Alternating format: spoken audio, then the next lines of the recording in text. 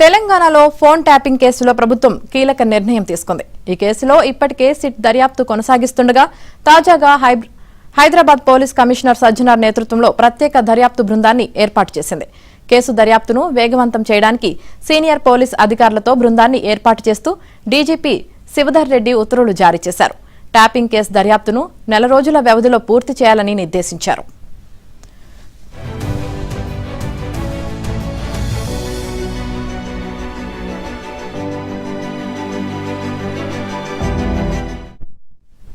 Phone tapping కేసులో SIB మాజీ chief Prabhakar Rao custody ముగిసింది.